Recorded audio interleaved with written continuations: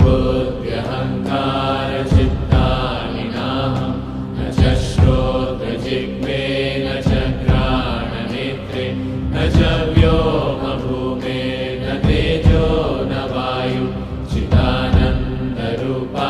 शिवोऽहं शिवोऽहं चिदानन्दरूपा शिवोऽहं शिवोऽहं चिदानन्दरूपा शिवोऽहं शिवोऽहं न च प्राणसंज्ञो न वै पञ्चवायु न वा सप्तधातुर्न वा पञ्चकोश न वा पाणिपादं न चोपस्थपायु चिदानन्दरूपा शिवोऽहं शिवोऽहं चिदानन्दरूपा